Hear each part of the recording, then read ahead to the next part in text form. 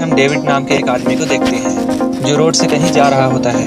उसी वक्त एक कार तेजी से आती है और रोड क्रॉस कर रहे भिखारी को टक्कर मारकर वहां से चली जाती है। डेविड यह देखकर जल्दी से उस भिखारी के पास जाता है और उसे सीपीआर देकर उसकी जान बचाता है। घर आकर डेविड सोचता है काश उस भिखारी की जगह वह खुद होता। वह ऐसा इसलिए कहता है क्योंकि उसने अपने लाइफ में बहुत कुछ ऐसा देखा है और अपने लाइफ में बहुत से प्रॉब्लम्स का सामना किया है। डेविड बैठकर एक पुरानी पेंटिंग को देख रहा था। डेविड हमें अपनी बचपन की कहानी सुनाना शुरू करता है। उसी समय मूवी फ्लैशबैक में जाती है। फ्लैशबैक में हम देखते हैं डेविड एक बच्चा है। डेविड एक तालाब के किनारे बैठा होता है। उसी वक्त वहाँ पर एक मेग नाम की लड़की आती है। मेग वहाँ आकर उससे बातें करती है। डेविड देखता है मेग के हाथों में निशान है। उस निशान को देखकर डेविड उससे पूछता है ये चोट तुम्हें कैसे लगी। मेग उसे बताती है एक बार जब वो अपने फैमिली के साथ थी तब उनकी कार का एक्सीडेंट हो गया था।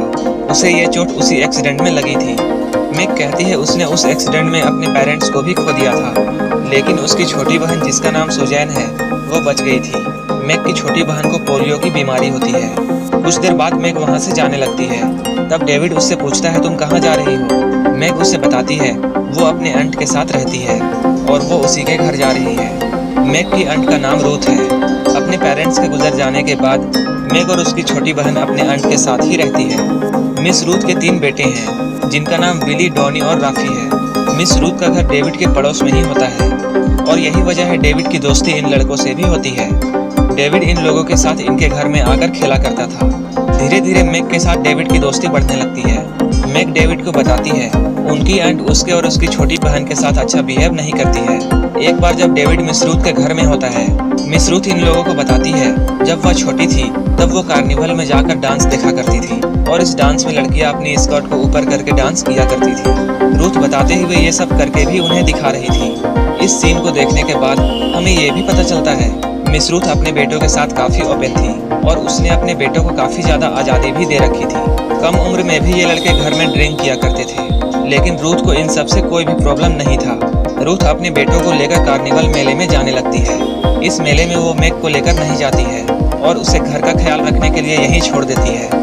एक रात वो लड़के और डेविड मेग को चुपके से देखने का प्लान बनाते हैं, लेकिन डेविड को ये सब गलत लगता है और वो ये सब करने से इनकार कर देता है। रात में जब मेग नहा रही होती है ये लोग चुपके से उसे देखने का प्लानिंग करते हैं, लेकिन मेग अपने रूम की लाइट्स को ऑफ कर देती है और इसलिए वो लोग कुछ नहीं देख पाते हैं। एक बार मेग रूथ के किसी काम को करने से इनकार कर देती है, जिस पर रूथ उसे बहुत डांटती है।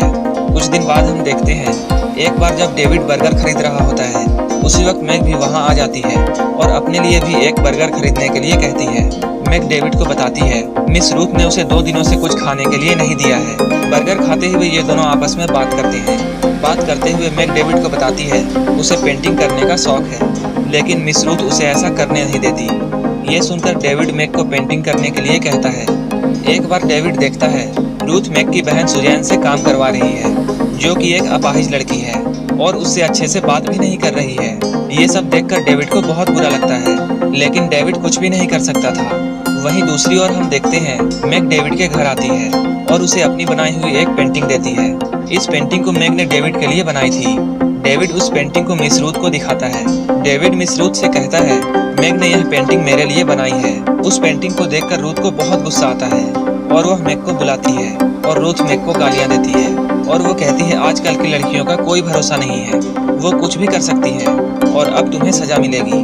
डेविड अपने घर के खिड़की से देखता है मिस रूथ दोनों बहनों को डांट रही है। अगली सुबह डेविड मिस रूथ के घर चला जाता है। डेविड देखता है सभी लोग अच्छे से खेल रहे हैं और सब कुछ नॉर्मल है, लेकिन खेलते हुए राफी मेग की चेस्ट को छूता है। इस पर मेग उसे थप्पड़ मार देती है और वो वहाँ से चली जाती है।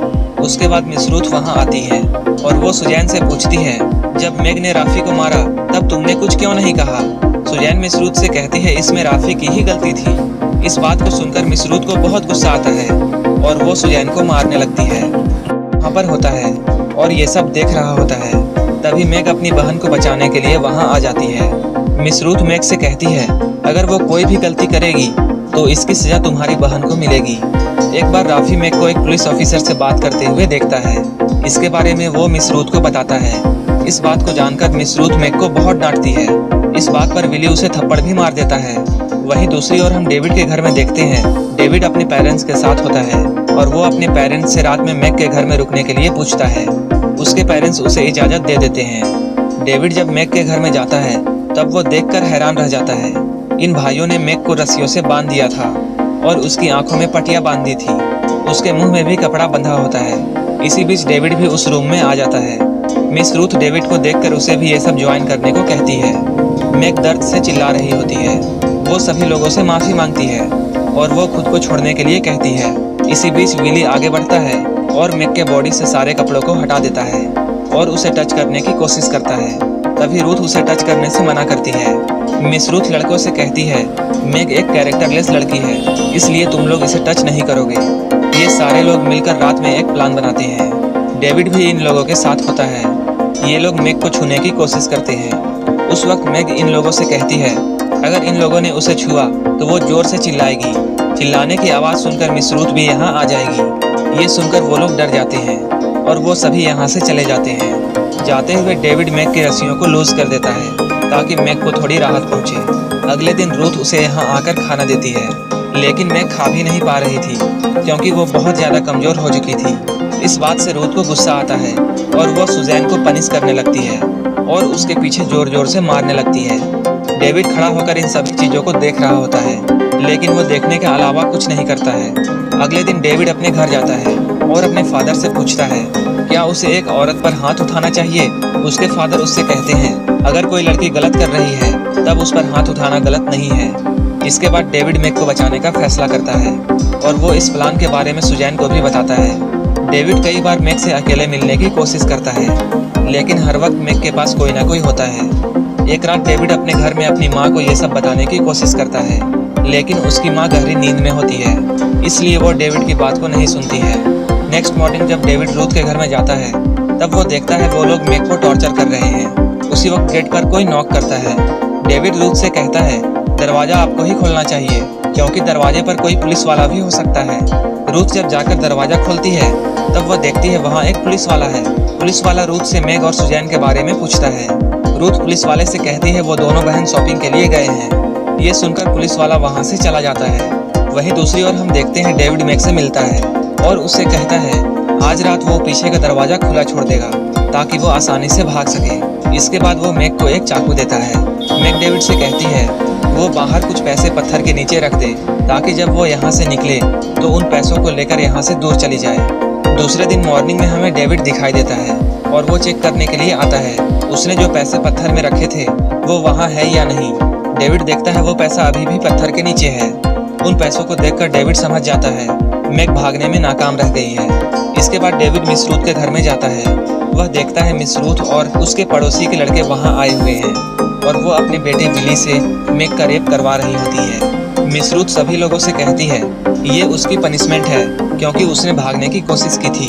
पीछे का दरवाज़ा रात को खुला था जिससे मिस रूथ को शक होता है इन्हीं में से कोई लड़का मैग के साथ मिला हुआ है और मैग को भागने में उसकी हेल्प कर रहा है।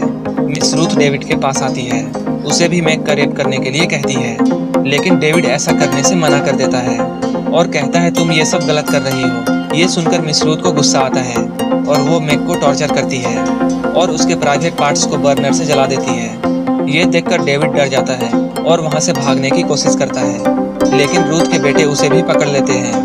वो लोग डेविड को मैग पर हो रहे टॉर्चर को देखने के लिए कहते हैं। मैग पर हो रहे टॉर्चर को देखने के बाद डेविड वहीं पर बेहोश हो जाता है। तब वह खुद को बेसमेंट में बंधा हुआ पाता है। वहीं पर सुजैन और मैग भी होती है। मैग की हालत बहुत खराब हो चुकी थी। वहीं पर सुजैन डेविड को बताती है मैग इसलिए नहीं भागी क्योंकि उसे पता था अगर वो भागेगी तो मिस रूथ मुझे टॉर्चर करेगी। अब डेविड भागने का प्लान बनाता है और वो बेसमेंट में रखे हुए रुई को जला देता है। धुआं देखकर जब रूथ नीचे आती है तब डेविड उसे सुजैन की स्टिक से मारकर वहीं पर बेहोश कर देता है। इसके बाद विली भी नीचे आता है और वो डेविड से लड़ने लगता है। तभी एक पुलिस वाला घर से निकल रहे धुएं को देखता है और वो भी वहां आ जाता है। सारी चीजों को समझने के बाद वो पुलिस वाला रूथ और उसके बेटों को अरेस्ट कर लेता है। इसके बाद डेविड मैग के पास आता है जिसकी हालत बहुत खराब हो चुकी थी। मैग डेविड से सुजैन का ख्याल रखने के लिए कहती है और वो वहीं पर मर जाती है। इसके बाद हमें मूवी में अभी का वक्त दिखाया जाता है जो मैग की ड्राइंग को हाथ में पकड़े हुए एक तालाब के किनारे होता है और यहीं पर यह मूवी खत्म हो जाती है।